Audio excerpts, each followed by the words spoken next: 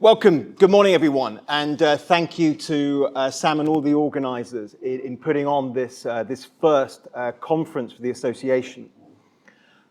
Fundamentally, crime analysis is about helping to reduce crime, and by extension, we can say we can use crime analysis to improve public safety, improve security, reduce the fear of crime, improve public confidence in the police, all of those things. But fundamentally, crime analysis is very much about helping to reduce crime. As analysts, we examine trends and patterns in crime. We generate intelligence about criminals and criminal groups, all of which should ultimately be used to help reduce crime. For this process to work, it's the results from our analysis that must be effective, sufficiently effective, informative, to inform practice, to inform what it is the police and any other agency that we're working with, inform what they actually do. What I'd like to do today is illustrate an example of this, involving the analysis of crime hotspots to help reduce crime through hotspots policing. I'm going to begin by taking us back to the 1980s, okay? When we were in the discos listening to Wham's Club Tropicana. It seemed as though that if you wanted to become a police officer in a police agency in the United States, and you were male, you have to have a moustache.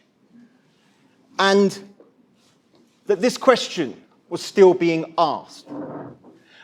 Larry Sherman led a piece of research in the 1980s, which started off in this paper here, that says, is crime distributed randomly in space? There's much evidence that it is not. There are many who suggest that it is. So at that time in the mid-1980s, the question about is crime randomly distributed in place had not been answered. And it was Larry's study from the 1980s that kind of built on work that came before. Many of you would have seen the work from Chicago from the 1930s that showed there were patterns across Chicago. There was some work that was done in France in the 1800s that shows that there were patterns and trends in crime. But it wasn't until the 1980s that we came to these sort of like very clear conclusions that a relatively small number of places account for a large proportion of crime.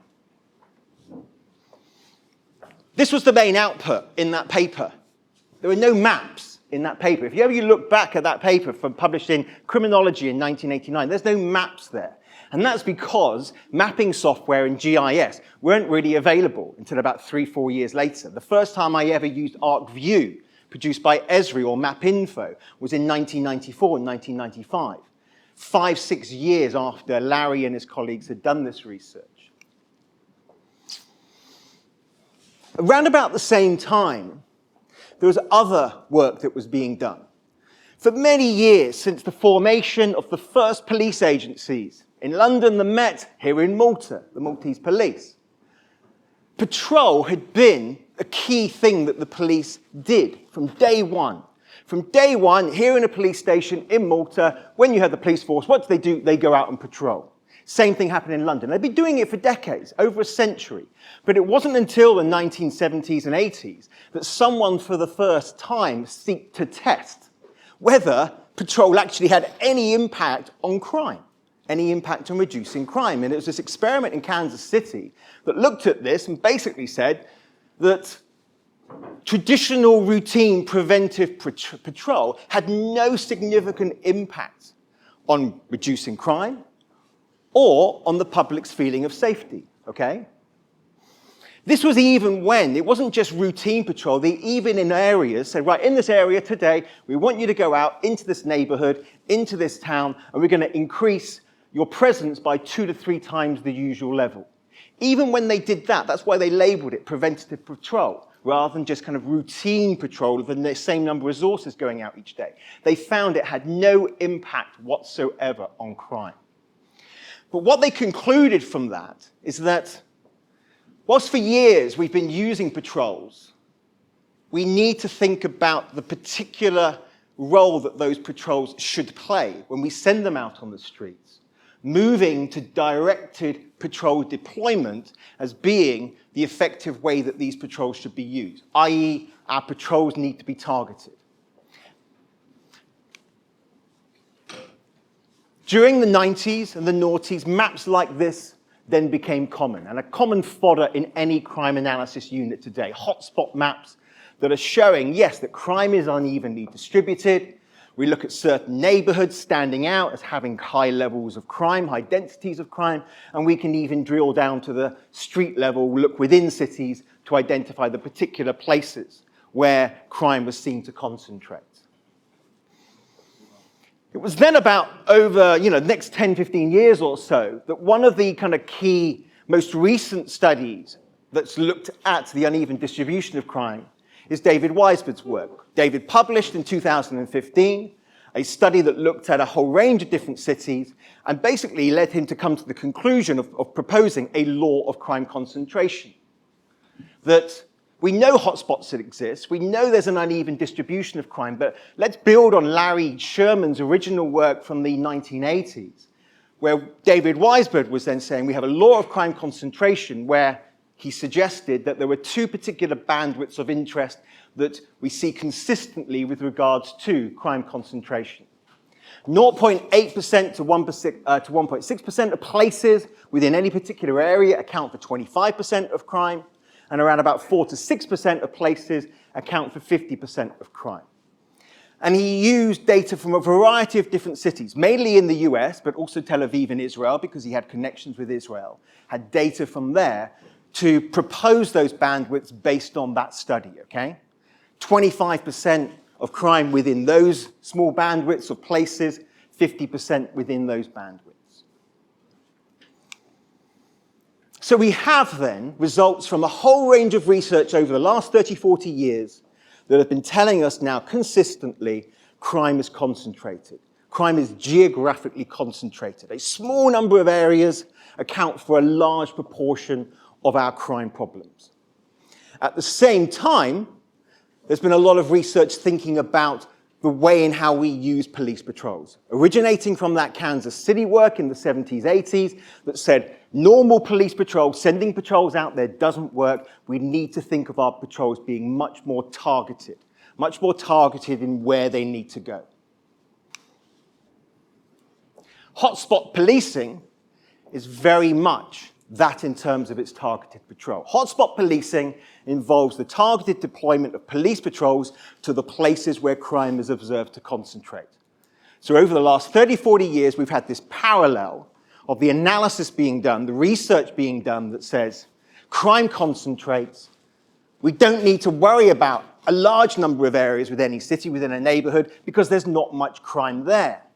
In terms of resource deployment, what did I start off with by saying? Crime analysis is fundamentally about reducing crime, helping to reduce crime, informing police action to do so.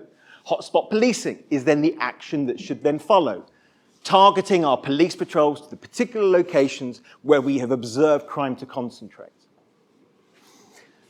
And we've seen then, over the last 20 years in particular, a whole range of studies, particularly from the US, that have shown that hotspot policing can reduce crime, informed by that analysis around hotspot analysis. For Minneapolis, robbery, as a result of introducing a hotspot policing program, reduced by between 13 to 20%. In Peterborough in the UK, disorder incidents reduced by 20%. And in Perth in Australia, 22% reduction in all crime as a result of hotspot policing programs.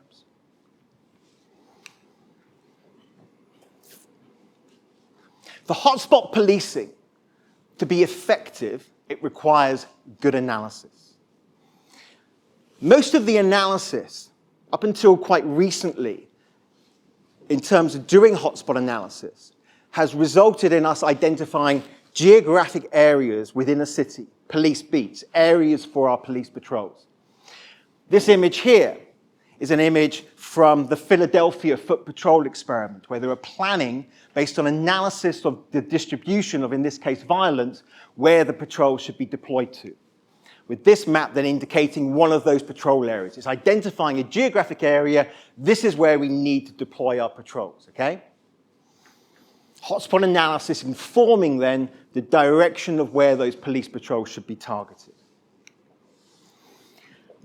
Something that has, though, emerged, particularly following David Weisbord's work in looking at crime concentration, is that unit of analysis we're now beginning to increasingly use when we study the geography of crime is the street segment and the street junction.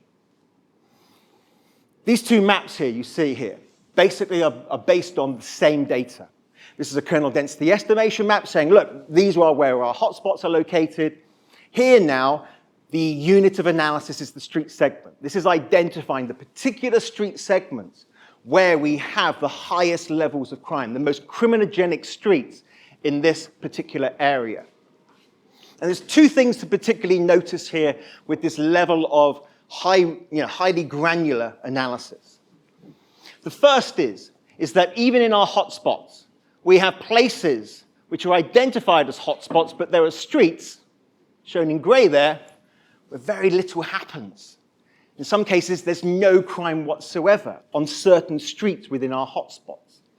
Yes, there are many street segments here which have a large amount of crime contributing to why it's a hotspot. But there's several streets in this hotspot where there's very little crime or no crime. That's one thing. The other thing that it reveals is that there's other areas of our city which may appear as safe, because they certainly didn't necessarily appear as being a place which was really drawing our attention a minute ago. In that place, there is a small number of street segments that are also accounting for a large proportion of our crime within this particular area. So a couple of things to take away from what I've covered so far. Hotspot analysis, yes, absolutely, should be used to inform hotspot policing. But in terms of the granularity of that analysis, hotspot policing patrols need to be precise in their deployment. Our analysis also needs to reflect that level of precision that's needed. We need to identify the particular locations where we observe crime to concentrate. Uruguay, Montevideo, established for the first time in 2015 a crime analysis unit. In Montevideo around this time, for the previous decade, there had been year-on-year increases in robberies. This is mainly robberies against pedestrians on the street, okay? Every single year it had been increasing, okay? It became a big priority for the police. We need to deal with our robbery problem. The first task that the analysts conducted, and here they are, rudimentary setup, some makeshift tables, using an illegal version of ArcGIS. They didn't have any funds at the time to do stuff. They were using several trial versions of ArcGIS to do this sort of analysis, to identify the hotspots in the city of Montevideo.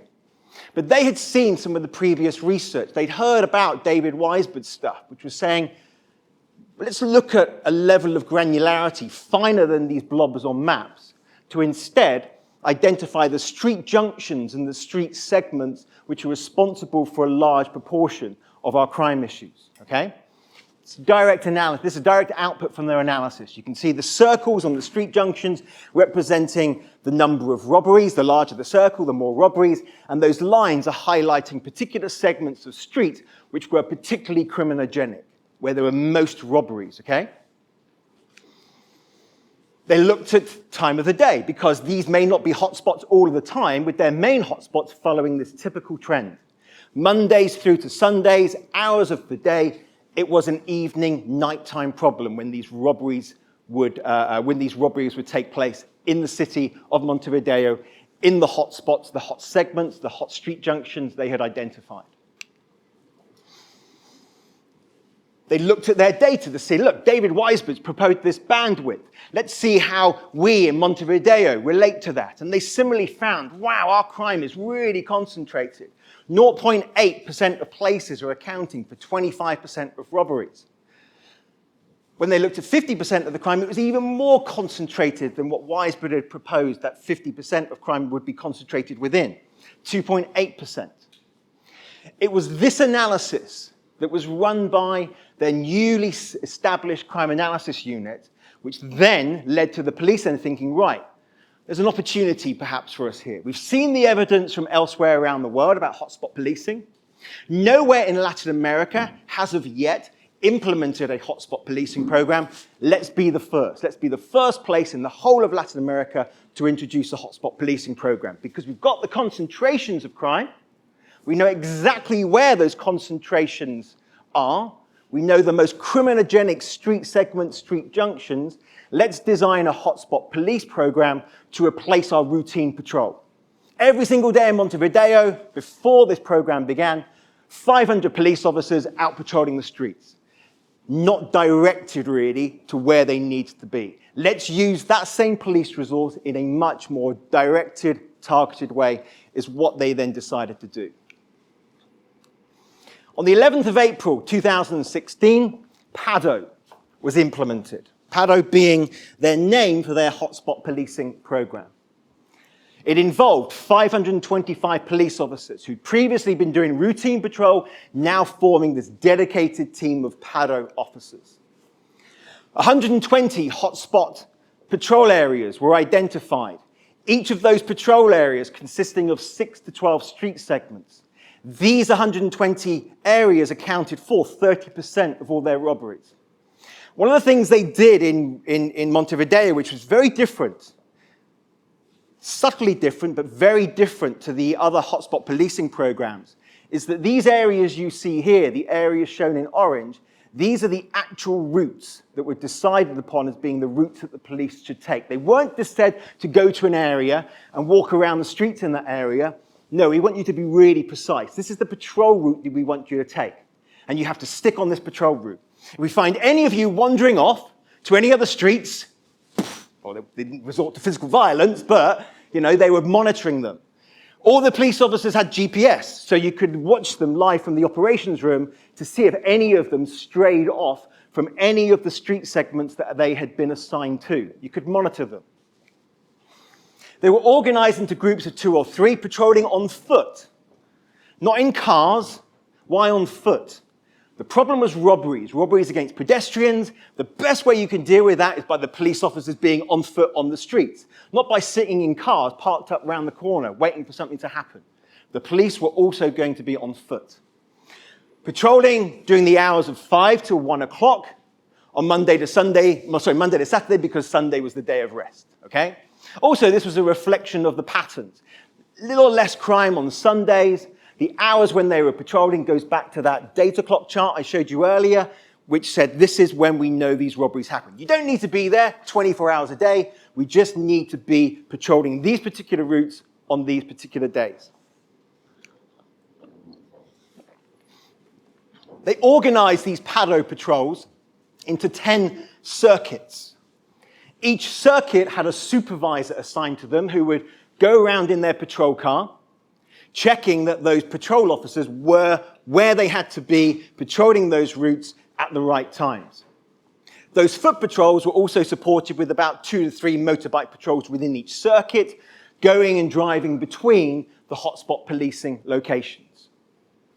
They decided to commit to this program for at least 8 months, which is also quite unusual for a hotspot policing program, because all the studies I showed you earlier, the ones from Philadelphia, etc., all of those were usually 3-month programs. Rarely has a hotspot policing program in the United States and also in the UK gone beyond 6 months. Here in Montevideo, they were going to commit to it for 8 months. They ran this program very much like a military operation, okay? Every single police patrol would meet at their headquarters at 5 o'clock before they went out on shift, 4:30 before they went out on shift to be on the hotspots at 5. They would get a briefing. They'd check that everybody had turned up, was all okay, that we had the right allocation of resources today. In Uruguay, they have 2 different parts of the police. The blue uniform ones here that refer to the national police, the ones in the kind of camouflage uniforms, that's the Guardia Republicana, another kind of form of the police. The Guardia Republicana police the really tough, difficult parts of Uruguay, particularly in Montevideo, okay? Here you have Captain Gonzalez. He's the guy who's the chief of PADO for the Guardia Republicana, okay? Gabriel, the police guy who you saw a minute ago talking on that video, he's the chief from the national police side for the whole PADO program. They'd run it every single day, apart from Sundays, for 8 months as an operation like this, deploying those police to the particular places where they were observed to concentrate. Here's in their control room, where they could monitor where the patrols were, making sure they were at the right places at the right time.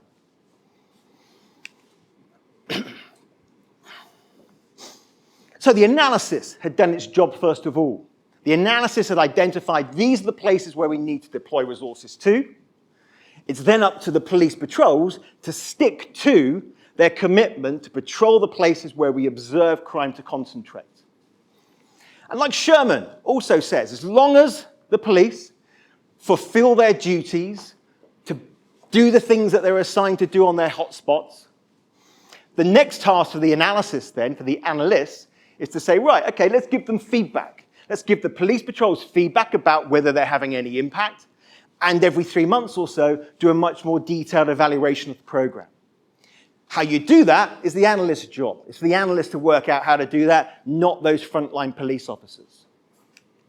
I'm going to come back to Montevideo in a minute, but I'm going to start with an illustration from one of those hotspot policing programs in Philadelphia to illustrate a key point which is continually missed by police agencies in terms of how they monitor things, how they measure the impact of things, okay? And a key point that many analysts in this room, a mistake that they're probably making at the moment, okay? Philadelphia Foot Patrol experiment. The chief of police of Philadelphia, similar to the chief of police in Montevideo, was like, right, we want to do hotspot policing because we've got a violent crime problem here in Philadelphia. So I'm going to dedicate to a program for 3 months here in Philadelphia where we are going to assign police patrols to these particular hotspots. We're going to run it as a randomized control trial with the help of Temple University, their local university in Philadelphia, where we're going to have 60 areas which are controls, 60 areas which are our hotspot policing areas, okay? These 60 areas, our hotspot policing areas, are our target treatment areas. We're going to assign police officers to these target areas to patrol the streets. So the captain here, the chief of police for Philadelphia, is saying, right, I'm going to get my police officers to start doing things differently. For many years now, they've been sat in cars driving around. They haven't been on foot patrol, many of them, ever in their lives. We're going to get them out of the cars and go out and doing foot patrol. So he's committed to this program. He's seen results from previous programs. He wants to see a similar result for Philadelphia. In the treatment areas, they saw a 15% reduction in violent crime. When you're doing a program like this, displacement is always a threat, but it's not inevitable. However, in Philadelphia, they saw that crime in their control areas went up a bit. Not to the level that went down in the treatment areas, but went up a bit. And overall, when you looked at treatment and control, the police chief is looking at that and saying, for all that effort that we put in to this program to get the cops out on foot patrolling, that's not very good. 3.4% reduction. When other places in the world reported reductions of around about 20%. A 3.4% reduction. That's where the problem is. The problem is in the analysis that was initially done to measure the impact. Before and after statistics have flaws in them. The process of calculating change, like I just showed you, has an inherent flaw in that they can either overestimate or underestimate the impact of an intervention. And there's other statistical techniques that we can use. Unfortunately, not many analysts are taught these sort of techniques. Introduce you to one, a very simple test, very simple technique that overcomes this inherent flaw in looking at before and after measures. I'm not going to go into the maths in this, but it's a pretty simple equation to calculate. It's called an odds ratio, or usually in crime prevention terms, we use an inverted odds ratio, which basically means we put one divide by the, in front of the equation here. All we need is data for what happened in our treatment area before and after, and data for a control area before and after, which we had on the previous slide that I showed you. You apply that formula, and what is it you get? You get a happier police chief. Because he's now seeing, after dealing with the inherent flaw in this calculation, he's actually seeing a 22.8% reduction. There's no mathematical trickery that we've done here in that odds ratio. It's purely a technique that is used to measure the impact of interventions, which overcomes inherent flaws in using simple before and after measures, okay? Police chief is happy, 22.8% reduction. That chart that I showed you, that table I showed you earlier of all these police programs, the one that listed Philadelphia there was that 23% reduction. It was published in Criminology, you know, the journal that most academics who study crime want to publish in. The fact that Criminology accepted it, we can be comfortable that this is a valid statistical technique. Let's go back to Montevideo, because let's have a look at the same impact measures there, okay? Before and after, already looks pretty good, okay? Simple before and after measures. Here you have the chief of police, Mario Lechera. He looks happy with that. I step in and say, Mario, why don't we use an odds ratio? Because if we use that, that looks even better. And your minister there, Bonomi, Minister of Security, is going to be even more happy. He's going to be delighted. The fact that you have seen a 31% reduction in your robberies. Back to that graph at the top right. PADO effectively halted those year-on-year increases across the city of Montevideo, halted those year-on-year increases in robbery, and returned in the first year of its operation a 6% reduction citywide in robberies. It was the treatment areas where PADO was applied when you compared to the control areas, which is what this statistic relates to here. We have seen in the areas where we put in these interventions, by comparing it to similar areas, our control areas, nearly a 32% reduction in robberies. The analysts in Montevideo actually didn't stop there. They said, right, odds ratios, simple. There's some flaws in that, all right? Because there's some other techniques that we can use, so let's learn those. Let's learn those so we can be even more robust about any claims that we're going to make about the impact of a hotspot policing program. Going back to what Sherman said, that quote earlier, it's up to analysts to work out how the hell we measure this stuff. Let's measure it in a little bit more advanced way, which is what the analysts did in Montevideo. They organized areas into control 1 areas, control 2 areas. Control 1 areas accounted for over 9,000 street segments that were in the areas surrounding any PADO deployment. Control area 2 was basically the rest of the city of Montevideo that wasn't a control 1 area or was not receiving any treatment of PADO. They used quite a complicated little equation here, which basically says that what we're going to do is we're going to look at not just before and after numbers, we're going to look at the trend. What was the pattern in robberies? What was the trend in robberies over the 3 years prior to PADO being introduced?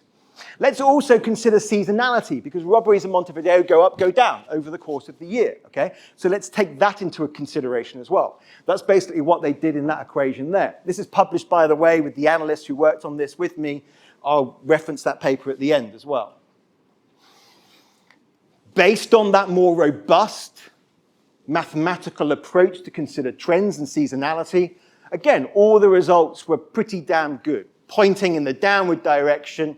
Odds ratio, that gave us an indication that things were looking good. Taking it up to an even more advanced level, we're also seeing that we are achieving significant reductions in our robbery problem as a result of PADO. So, Montevideo, Uruguay, first place in Latin America to identify, do we have patterns of crime in our city that are similar to what have been shown in a whole variety of different studies? Weisbrod published his stuff in 2015, proposed that law of crime concentration to fit into these bandwidths. In Montevideo, they found fits right down to the left-hand side here to indicate that crime is really concentrated, and we see this even more with where that 50% figure applies to. The fact it's more to the left of that bandwidth there saying crime is really, really concentrated here in Montevideo.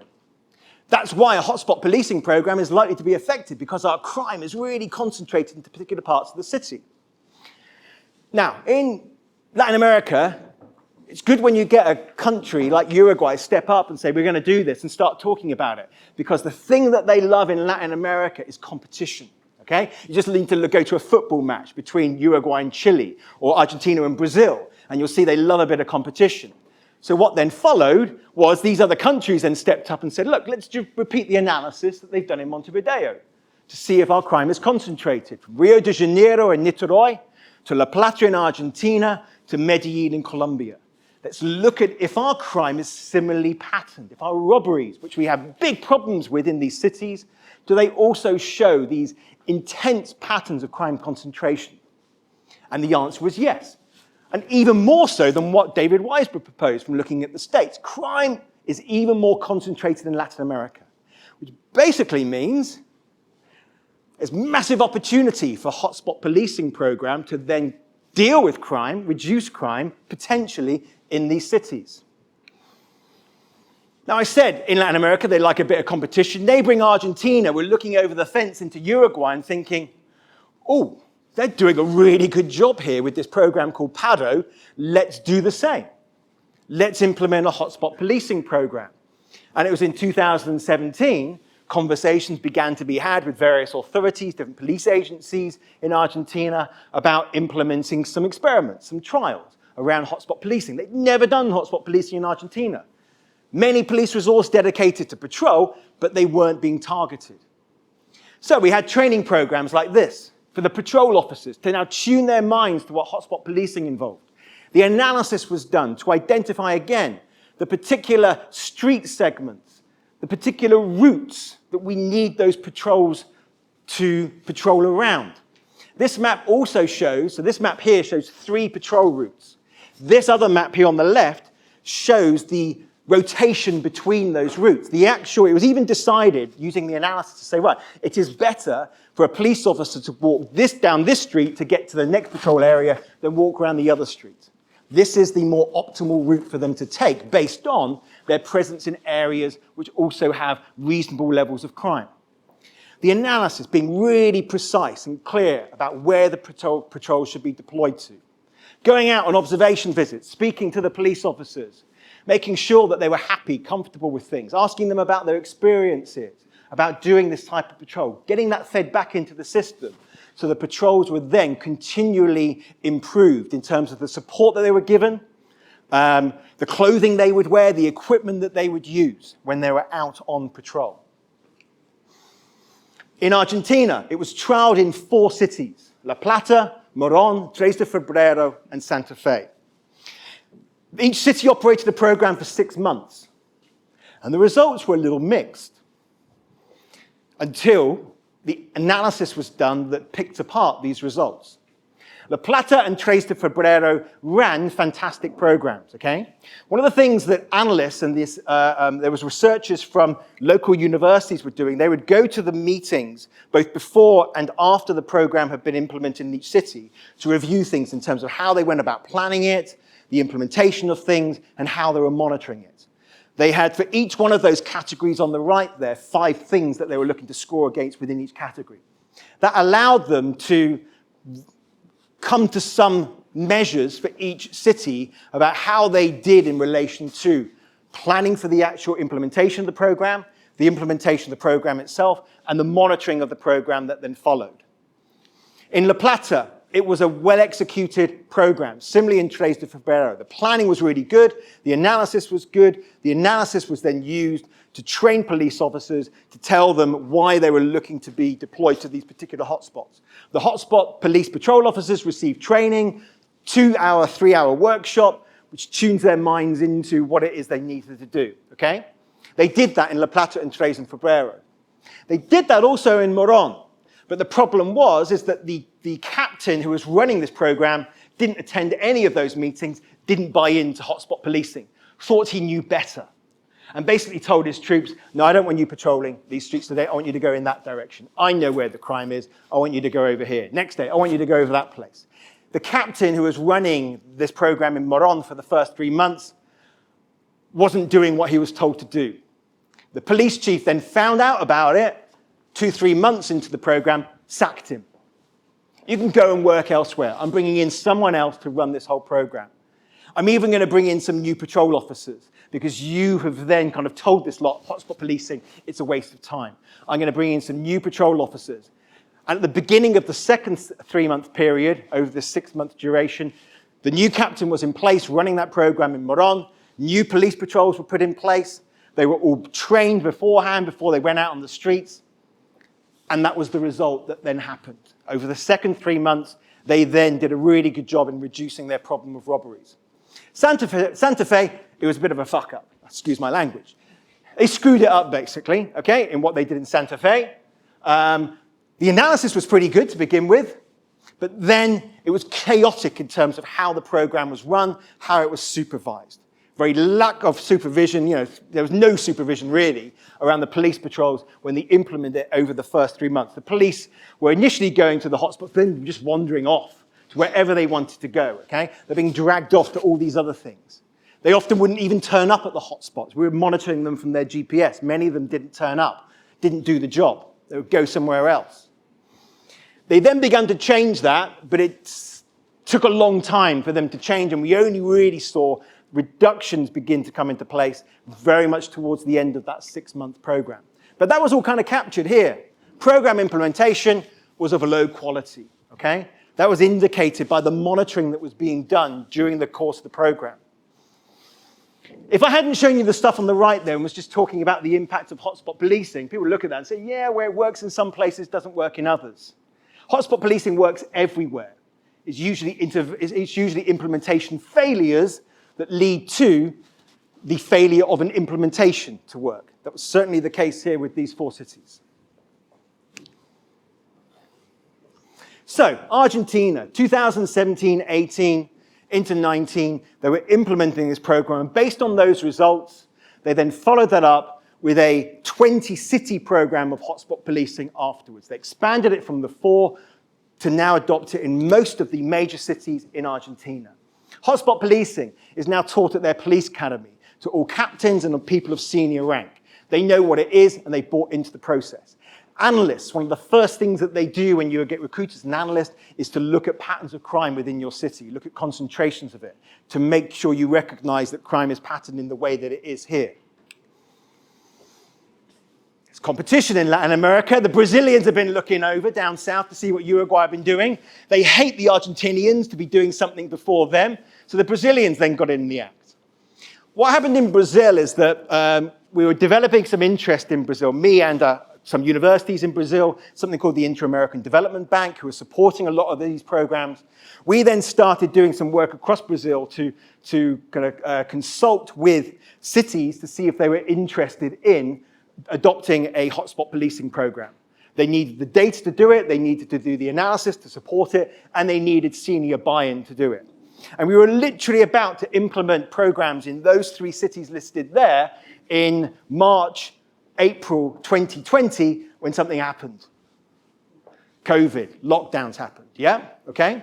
So those weren't implemented. It's only really this year that those programs, randomized control trials and hotspot policing, have been implemented. But in that time in Brazil, they didn't just sit on their hands. The analysts did something, again, which has really helped to advance hotspot policing, which is now informing hotspot policing programs in many other parts of the world. I mentioned earlier, most hotspot policing programs prior to PADA in Uruguay involved identifying hotspots and asking the police to patrol this area. This is Philadelphia, okay? One of the most cited, most successful hotspot policing programs in recent times, one of the most quoted examples. This is the area where the foot patrols were deployed to. They were told to patrol that area. One of the things that we've seen from Uruguay, one of the things that we've also seen from Argentina is the benefit in being much more precise and specific in where those patrols should be deployed to. Because there's many streets within that area in Philadelphia where there's very little crime. The police don't need to be there. So rather than patrolling a street where there's very little crime, spend most of your time on the streets where there's most crime, which is what they have been doing in Uruguay and Argentina. That's how they design their programs, being very clear and specific about these are the routes that we need to be taking, okay? So, there we were out on the charm offensive in Brazil just before COVID. Literally, I was there the week before the whole world went into lockdown. I had to get back on a plane pretty quickly to get back to London to not spend 6 months in Brazil. There are worse places perhaps to stay, but yeah, I needed to get home because I've got a family to go and see. But one of the things that we were then doing from lockdown 2020 was working with those analysts to begin to plan in detail these proposed hotspot policing programs in those 3 cities that I mentioned, Curitiba, Florianopolis, and Fortaleza. But do things that was going to help in the deployment of these police patrols. One of the challenges in designing hotspot policing programs is to actually design the patrol route, okay? It takes a lot of good analysis, takes analysts' experience in doing this sort of stuff. In Brazil, most police agencies do not have crime analysis teams. They have data, they have patrol resources, but they don't have crime analysts. So what happened then was those cities that did have crime analysts working with us at UCL, the Federal University of Ceará, which is in the north of Brazil, we then worked together to come up with a plan to help in those cities which didn't have analysts to do the hotspot analysis. And this was to see whether we can generate an automated process for creating these patrols. Doing what was a manual task, which resulted in proposals like this for the city of Florianopolis to say these are where the patrols need to be deployed to. But can we actually automate that? Can we develop a computer app to work out the optimal patrol routes? We say to somewhere like Florianopolis, we've got resources for 10 patrol routes, okay? Can we design an app which then identifies the 10 most optimal patrol routes for police officers to take on foot, optimal in terms of they cover the streets that are the most criminogenic? And the answer to that is, yes, we can. Let me illustrate with a little example, okay? Just going to step out of here to show you the results of this sort of application. I'm just going to see if it does come up on the screen here. So here we go, all right? I'll just turn off this little thing here. This is the result of this particular application, okay? This is for data for Sao Paulo, okay? You can see lines drawn there, and you see the numbers there. The numbers there represent the number of robberies on street segments, okay? For this area within Sao Paulo, okay? So it's calculated for every single street segment how many robberies have been committed there over the last year or two. I think this is 1 year's worth of data. It's 2023 for Sao Paulo, okay? What it then does is the algorithm then looks at this data and say, right, okay, we are going to design foot patrols of this particular length. We set the parameters for that, but we want those foot patrols to cover the most criminogenic street segments. We also want the foot patrols to avoid going up and down the same street repeatedly. We want to minimize that. We also want the patrols to finish where they started, okay? So this is a kind of example here of the output from this particular algorithm that automates that process to design these patrol routes. What this also does is it also looks at the data to say, right, let's have a look at this one here. You see a chart here, day of the week, time of day. That's Portuguese on the left there, going from Monday through to, going from Sunday through to Saturday. Hours of the day across the top there, and you can clearly see when this particular area is problematic. We don't need police patrols on several days of the week. There's only certain days of the week at certain times do we need the police patrols to be active. Let me show you another area, this area here. Different time pattern, highly acute as to when the problems happen at this particular place, okay? On Friday nights into the early hours of Saturday, on Saturday nights into the early hours of Sunday is when we have these particular problems, okay? What we can also do then is I can click on this button here, it zooms in and gives me an indication of how this route has been created and the suggested direction that the patrol route should take for it to be optimal. It even works out how long it takes to get around that particular patrol route, okay? Automating the process in areas when you don't have crime analysis units, where it generates the outputs, these sort of outputs here for the city of Sao Paulo, in a matter of a few seconds. Let me come out and show you what this also means. By using this app, we then tested it against the manual creation of the patrol routes for 3 different cities in Brazil and found that the app worked consistently better, producing patrol routes, which when you look between the maps here are pretty similar, but the one on the right created by the app covered locations that experience up to 44% more crime than what could be done from some really good analysis and a manual process of then designing the patrol routes, okay? Again, this is written up in a paper which I'll refer to at the end, which we've written up with the analysts who've been working on this with us. So, hotspot analysis, looking at concentrations of crime. That research, that analysis around concentration of crime that originates from the mid-80s to the present day has been running in parallel with how we can use those results to reduce crime through hotspot policing, targeting police patrols to the right places at the right time. And in Latin America, they've been some game changers with regards to helping us realize how these hotspot policing patrols should work to be effective, which is now benefiting the UK. Because in the UK, over the last few years, there's been a national program working with 20 of our 42 police forces to reduce violence that takes place in a street setting. The 20 police forces involved in this are all those which cover all the major cities and towns that you can think of that are in England and Wales. They cover about 3/4 of the populated areas of England and Wales. This program requires the police to do 3 things: focused deterrence, hotspot policing, and problem-oriented policing. They're not allowed to do anything else. This is what they're allowed to spend the money on, the funds that they've got, okay? Now, to do hotspot policing, you need to do the analysis, and that is what they've been doing in these areas in London, doing the analysis to identify the hotspots very much in the way that I've described. But it also requires us to do analysis to support problem solving.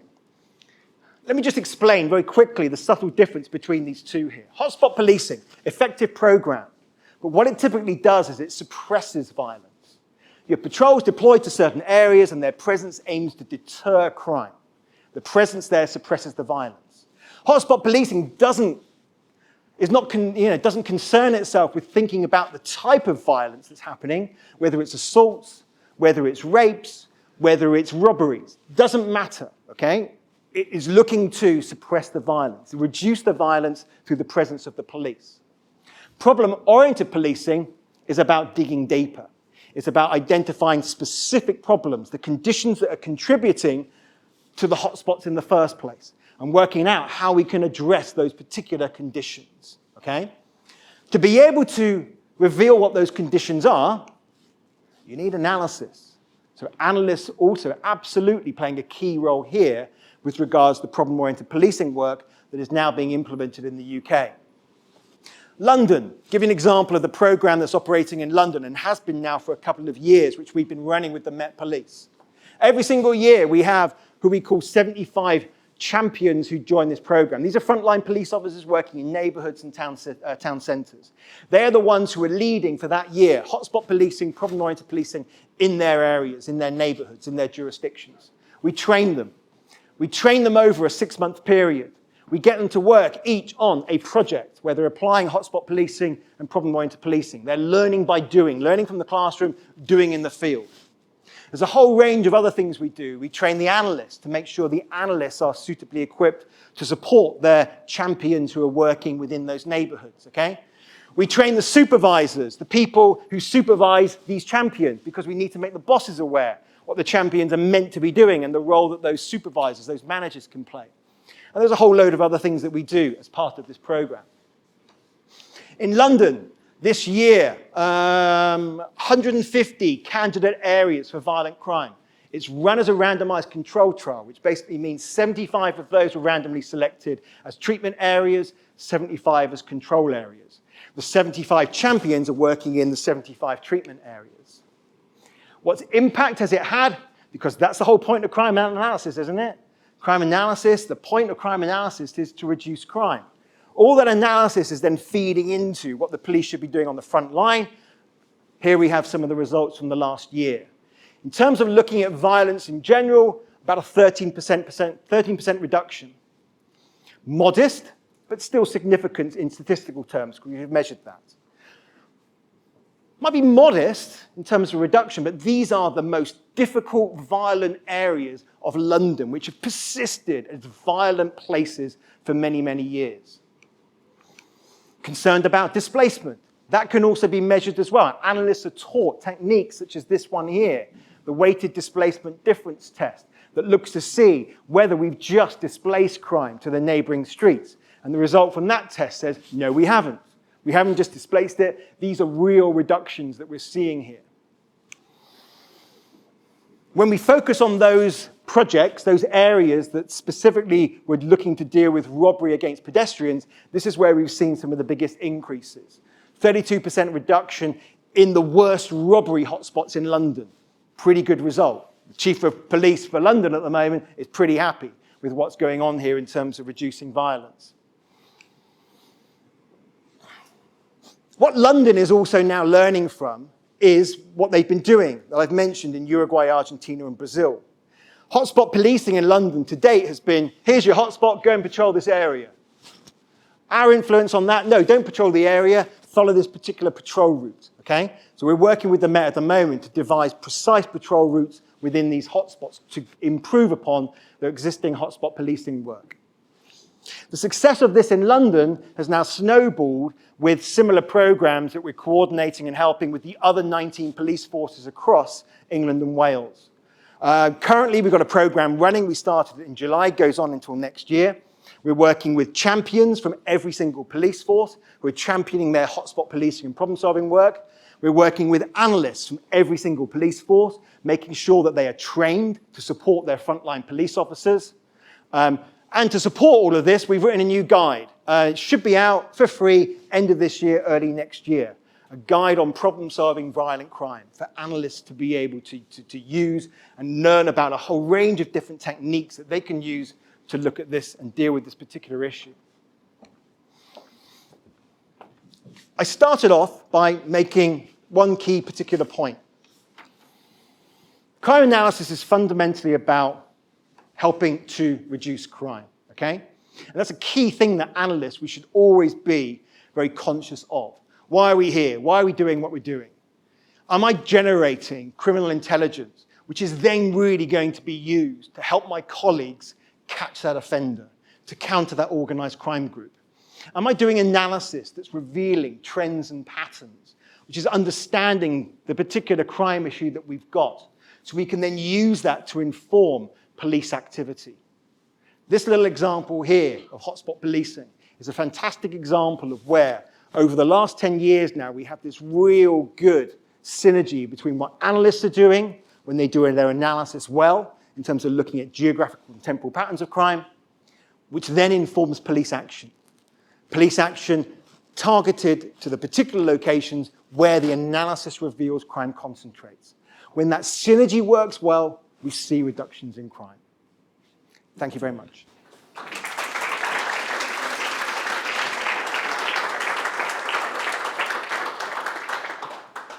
Because you were monitoring the same streets day by day, did you notice any displacement of crime? And if yes, how did you mitigate it? Overall so far, we haven't seen displacement. If anything, we've seen more diffusion of benefit effects to the surrounding streets. Police patrol a particular street. The neighboring streets didn't have much crime before. They don't have much crime now. And in fact, in those neighboring streets, we've seen, in most cases, crime has also gone down in those particular places, okay?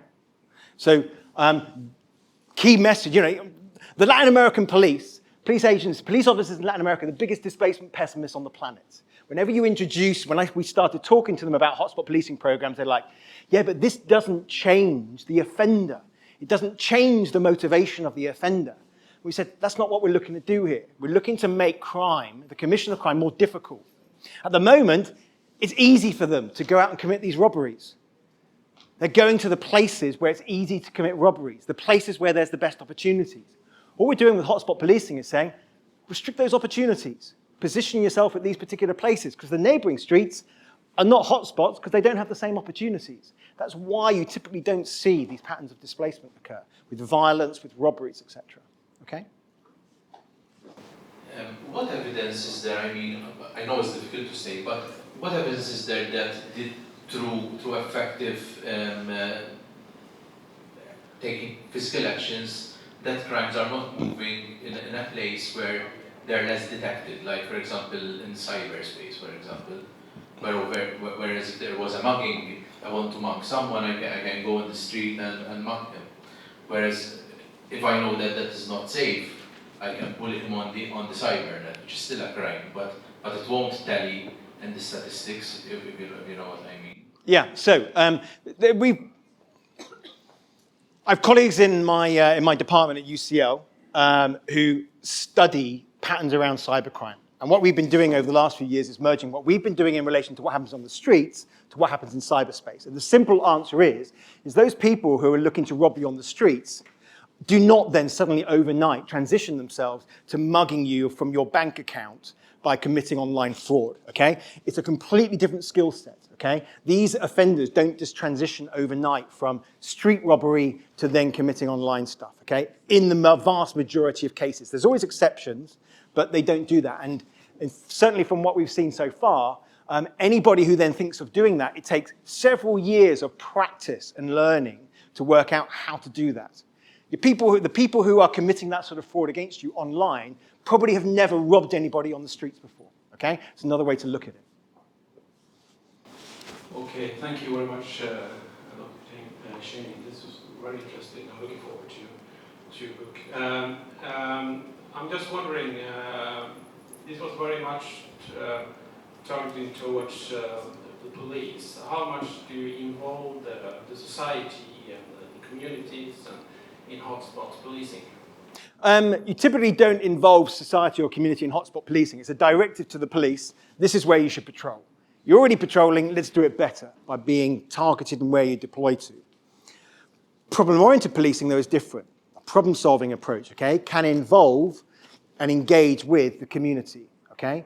If you've got a problem with robberies and hotspot policing is good in terms of deterring offenders from committing crime, but the problem with robberies can also be because certain people are particularly vulnerable. School children, for example, coming out from school on a Monday afternoon, leaving school, can be particularly vulnerable. So in terms of getting at those conditions that contribute to the problem, it's robberies against school children. It's then working with the school and the school children to reduce their vulnerability to crime. That's the problem-solving approach. Hotspot policing is very much, we've got patrols, let's go out and target our patrols to these particular places, okay? So, thank you, Spencer. Pleasure. So we have a 5-minute break. Just